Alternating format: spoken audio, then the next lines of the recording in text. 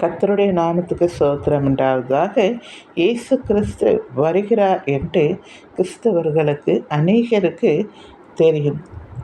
ஆனால் தெரிந்தும் பாவத்தை துணிந்து செய்கிறார்கள் என்றால் அதோடைய கஷ்டங்கள் பின்னாடி என்ன ஆகும்னு அது என்னவோ ஈஸியாக எடுத்துக்கிறாங்க. நரக வேதனைன்றது அது ரொம்ப கொடுமை. நித்தியமாய், அதாவது அங்கே சாவே இல்லை, எப்பொழுதும். அது எத்தனை ஆண்டுகள் தெரியாது.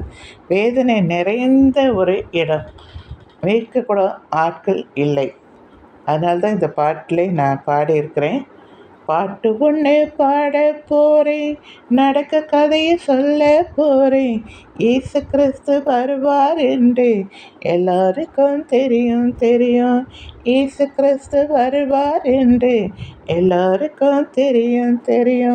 தெரிந்து தானே பாவத்தையே துணிந்து தானே செய்கிறாங்க. பாவப்பட்ட வாழ்க்கை தானே சந்தோஷன்னு நினைக்கிறாங்க. பாவப்பட்ட வாழ்க்கை தானே சந்தோஷன்னு நினைக்கிறாங்க. நரகத்திலே போவோம் என்று தெரிந்து தானே செய்கிறாங்க. பாவத்தையே பிடித்து கொண்டு உடம்பு போல பிடிக்கிறாங்க.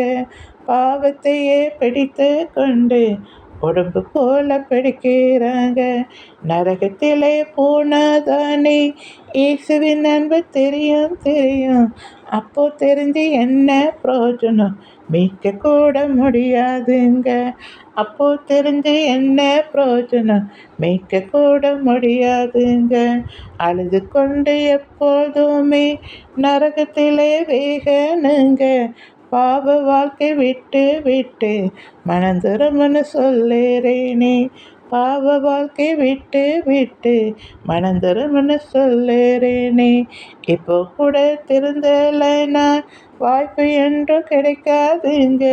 வாய்ப்புக்கு இருக்கும் போதே நீங்கள் பயனுள்ளதாய் மாற்ற வேண்டும். வாய்ப்பு இருக்கும் போதே நீங்கள் பயனுள்ளதாய் மாற்ற வேண்டும். பாட்டு ஒன்று பாடி புட்டேன், நடக்கும் கதையை சொல்லி புட்டேன். கேட்டு நீங்கள் மனந்திரும்பி இயேசுவிடம் மன்னிப்பு கேளுங்க. கேட்டு நீங்கள் மனந்திரும்பி இயேசுவிடம் மன்னிப்பு கேளுங்க. நன்றி. பிடிச்சிருந்தா லைக் பண்ணுங்கள், மற்றவங்களுக்கும் ஷேர் பண்ணுங்கள். சரிங்களா? தேங்க்யூ.